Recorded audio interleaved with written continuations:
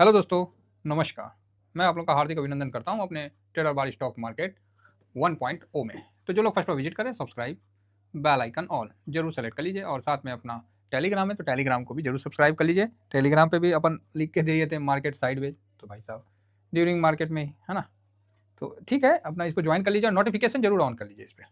चलिए शुरू करते हैं। तो सबसे पहला आप लोगों का था कि सर मून 100 क्यों भागा। मून 100 में अचानक से ऐसी क्या तेजी हो गई सर, कि कुछ बताइए। जैसे क्या है कि कुछ गड़बड़ तो नहीं है, या इस तरह का विचार होगा मन में। तो मैंने सोचा कि क्यों नहीं मून 100 पे ही हम थोड़ा सा ये वाला वीडियो बना लिया जाए, जिसमें थोड़ा सा डिस्कस हो जाएगा। तो सबसे पहले आइए यूएस का डॉलर देखते हैं। तो यूएस का डॉलर देखिए बढ़िया हुआ है, 106.32 है ना, मजबूत हुआ है। ठीक है, तो आप बोलेगा हाँ ठीक है। तो हम लोग का रुपया यहाँ कमजोर हुआ है, तो 84.87 के आसपास हो गया है और 84.90 के भी ऊपर निकल गया था, तो कमजोर हुआ है। हम लोग जब मून 100 की बात करते हैं ना, तो आपको पता होना चाहिए कि मून 100 का निवेश कहाँ है। मून 100 का निवेश कहाँ है, तो नेस्डेक में है। तो आप बोलेगा हाँ, मून 100 का निवेश किस में है। मून 100 जो है मोतीलाल ओसवाल का है, ये कवर करता है नेस्डेक 100 को। तो नेस्डेक 100 को कवर करता है, तो क्या रिटर्न उसके मुताबिक है कि कुछ उलट फेर है, तो उसमें हम लोग डिस्कस कर लेते हैं। तो दूध का दूध पानी का पानी हो जाएगा, है ना।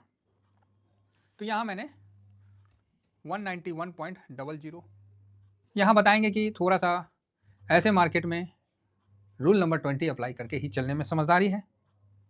ठीक है, ऐसे मार्केट में रूल नंबर 20 लगा के चलने में समझदारी है, क्योंकि जब ये एक तो हम लोग का ये लॉन्ग टर्म में था, तो जिन्होंने मेरा बात मान के लॉन्ग टर्म में रखा है तो उनका तो आज बम बम है ना।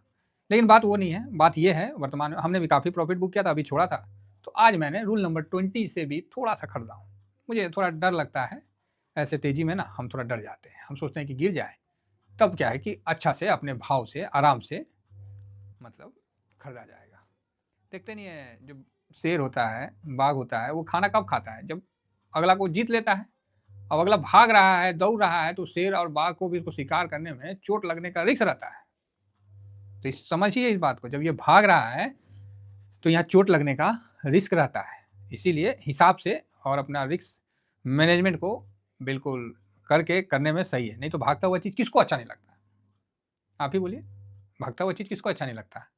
और भागता हुआ ट्रेन चल मतलब दौड़ती हुई ट्रेन में कोई चढ़ पाता है ना। तो इसीलिए, और सामान भी अगर आपको चलती हुई ट्रेन में चढ़ाना हो या उतारना हो, तो एक बार में थोड़ा सा ही कर पाएंगे।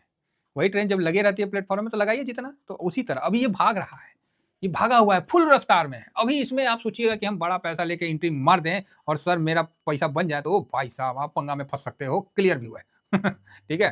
तो आइए, जो मून 100 है वो नेस्डेक को कवर करता है साहब। यहाँ लिखा हुआ है मोतीलाल ओसवाल नेस्डेक 100, है ना। यहाँ पर हमारे जो इंडियन मार्केट में चाहे इंडियन ब्रोकरेज में आपको सर्च करना है, तो इसको आप लिख के सर्च करना है। तो आप बोलिएगा ओके। तो यहाँ पर ही अभी जो डिफरेंस हो रहा है, तो एक बार उसको चेक करते हैं। तो येलो वाला लाइन नेस्डेक का है, जो कि अभी चलेगा तो यहाँ चलेगा, ठीक है। और ये अपना मून 100 का है, ब्लू वाला मून 100 का, येलो वाला नेस्डेक 100 का, ठीक है। चलो जी 5 दिन में देखते हैं। तो 5 दिन में देखिए, तो यहाँ से 2 दिन में ठाक ठाक से ऊपर गया है ना, और 4.25% का रिटर्न 2 दिन के अंदर आपको बना के दिया है। तो अब आप बोलिएगा सर ये तो नेस्डेक से नीचे दिख रहा था, तो अचानक से ऊपर कैसे हो गया। हाँ, नेस्डेक से नीचे था तो अचानक से ऊपर कैसे हुआ। तो भैया ये तो बाजार है, ऊपर नीचे तो होते ही रहता है। मेन बात क्या है कि रुपया की जो इतनी फास्ट जो कमजोरी है ना, वो कहीं ना कहीं हम लोग के निवेश को ऑटोमेटिक बढ़ा दे रहा है। नेस्डेक नहीं भी चलेगा, फिर भी हम लोग का निवेश डॉलर के माध्यम से हुआ है, तो ऑटोमेटिक हम लोग का पैसा बड़ा बन जाता है, ठीक है। तो उस हिसाब से हाँ, हमें डर किस बात का है कि जो ईटीएफ से हम कर रहे हैं वो ईटीएफ सुरक्षित है कि नहीं है, तो वो हिसाब से। अब 1 महीना में हम जब देखते हैं, तो देखिए अभी निकला है और अभी भाई साहब ये रिटर्न दिया है। ये देखिए जस्ट 2-3 दिन में निकला है, 8-8.5% और इधर 1% के आसपास, 1.5%, मतलब यहाँ आपको 9%, 7%, 7 भी नहीं, 6.5% का डिफरेंस दिख रहा है। तो ये भाई डिफरेंस जेन्युइन है, रुपया के कारण है, और थोड़ा बहुत ट्रेडिंग का भी मान सकते हैं। 6 महीना में देखा जाए तो 6 महीना में ये 11 और 23, 24, मतलब 12 और 24, तो ये डिफरेंस है। तो यहाँ अभी जो रुपया इतना कमजोर हुआ है, तो उस कारण से ये अभी भागा है। तो ये गलत नहीं है, ये सही मेरे हिसाब से तो है। नहीं तो ऐसे नॉर्मल में ये देखिए आप लोगों के सामने है कि 10, 17, 12, 16 ये चल रहा था, है ना? क्योंकि रुपया कमज़ोर हो रहा था, हम लोग का निवेश। अब यूएस मार्केट चल रहा है तो हम लोग का भी भाई नेस्डेक मतलब चल रहा था। अभी जो रुपया का अचानक से जो कमज़ोरी है ना, ये थोड़ा ज़्यादा भाग लिया है। तो यहाँ थोड़ा-सा थोड़ा-सा ज़्यादा भाग लिया, तो रेट में थोड़ा-सा वो ट्रेडिंग का थोड़ा-सा डिफरेंस है, तो चलेगा। वो 2-3% का मतलब थोड़ा-सा मतलब समझिए मेरा जो समझ है, तो 2-3% यहाँ थोड़ा ज़्यादा भाग लिया। तो कोई नहीं, गिरते समय गिर लेंगे भाई, दिक्कत क्या है? और यहाँ भी देखिए ड्यूरिंग दिस ईयर में 39 हो गया परसेंट और उधर 30% है, तो 10% के आसपास का तेजी आपको देखने को मिल रहा है। एक साल में आप देखिएगा तो 31 और 46, तो यहाँ थोड़ा-सा डिफरेंस, जैसे-जैसे आप लंबा जाइएगा ना, तो आपको डिफरेंस फिर बहुत बड़ा दिखेगा, तो वो तो होगा ही होगा। क्योंकि हम लोग का निवेश जो है रुपया में रुपया से डॉलर में जाता है, तो हम लोग का डॉलर का थोड़ा-सा भी बढ़ना हम लोग के लिए अच्छा माना जाता है। तो वो आप देखिएगा लंबे समय में तो ऑटोमेटिक है कि हम लोग का ज़्यादा दिखेगा। सेम उसी प्रकार अभी के समय में ये डिफरेंस है, ठीक है, 2-3% थोड़ा हो सकता है कि ज़्यादा भाग लिया, लेकिन ठीक है, ये मेरे हिसाब से तो ठीक लग रहा है। बाकी आप लोग भी देख लीजिएगा, है ना? कि 10% के आसपास अभी जो रुपया अचानक से इतना कमज़ोर हो रहा है ना, तो उसी का बेनिफिट, और उधर डॉलर मजबूत हो रहा है। एक तो हमारा पैसा रखा हुआ है, वहाँ से हमारा पैसा कमज़ोर हो रहा है, और जिधर हम निवेश किए वो मजबूत हो रहा है। तो स्वाभाविक है कि आपको आपका पैसा बढ़ता हुआ दिखेगा। तो ठीक है, मेरे हिसाब से ठीक है। तो इसमें भैया आज हमने रूल नंबर 20 बेस पे फर्स्ट एक बार थोड़ा-सा पोज़ीशन ले लिया है। देखते हैं क्या होता है, देखते हैं क्या होता है। फिलहाल जो है 101 में इसका निवेश है। देखिए 101 में है निवेश। अब 101 में जब देखिएगा तो सबसे पहले अल्फ़ा से स्टार्ट होता है। अल्फ़ा, एनवीडिया, ठीक है? नैस्डैक 100 का है, लेकिन ये 101 में करता है।